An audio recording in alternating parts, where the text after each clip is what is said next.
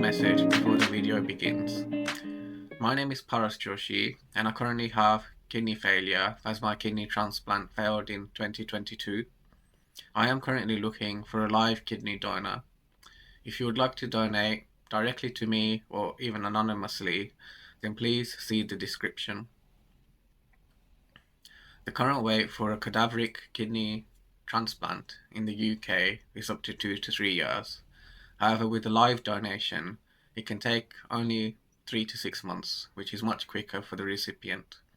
And the surgery is more likely to be successful, and the transplant will last a much longer time than from a cadaveric donor or deceased donor. Thank you. So after doing hemodialysis for about a year, my sister, she decided to donate her kidney to me as a living donor. And this was just such a gift that I can never repay her back for this. I mean, she did all the workup for the living donor transplant, and luckily she was a blood type match and a tissue type match, and I couldn't ask for more. So I got the kidney transplant in 2010. The only way I can describe a kidney transplant is that in the beginning, it's going to be really traumatic and tiring because you've had major surgery. When I woke up from the surgery, I thought I felt much worse than when I was on dialysis. But very quickly, you're going to feel really good. Maybe even after a couple of days, you're going to feel a burst of energy because you've been given this brand new lease of life, and everything's going to return. So everything like your appetite, you're going to be able to drink properly. You're going to put on some weight. You're taking a lot of tablets, and your vitamins, nutrient levels, electrolytes, everything's going to come back into balance by itself just because of that kidney transplant. It's incredible. So maybe after a couple of months, you'll regain normal function again. In the beginning, you're going to have to take a lot of medication, which are mainly immunosuppressive medication to damp down your immune system so that it doesn't attack the new kidney that you've had.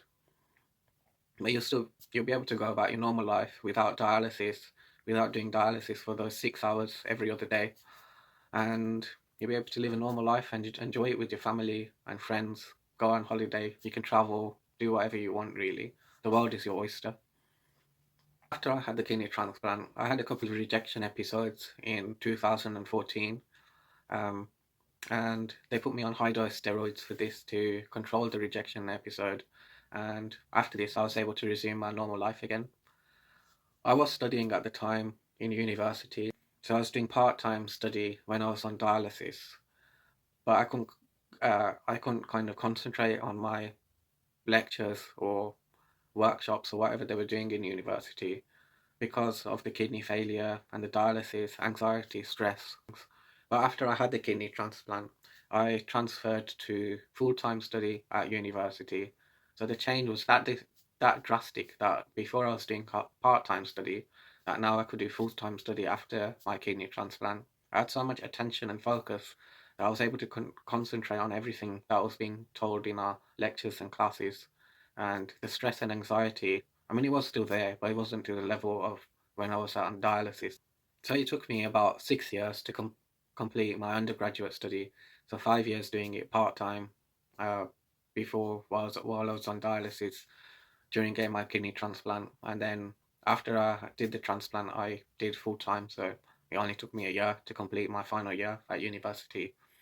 I went on to do a master's as well, which only took me a year doing it full time because I had that level of concentration without stress, anxiety, and I could go about my daily life without any pressure.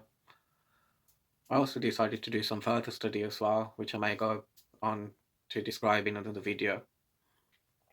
But coming round again, in 2020, during the time of the pandemic, unfortunately my kidney transplant took a turn for the worse.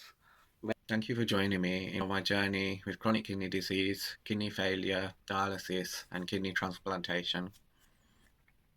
I believe it's important not just to get your dialysis and then get your transplant, then forget about it, but we must share our journey so that it can help others and even save someone who's waiting on the waiting list for a transplant. I'm not expecting to get thousands and thousands of subscribers or viewers from my channel or these videos. But if you do enjoy the videos, then please consider subscribing and liking the video so that we can spread awareness and increase awareness about organ donation. I've also included some helpful links to organisations that do a lot of work for organ donation linked in the description.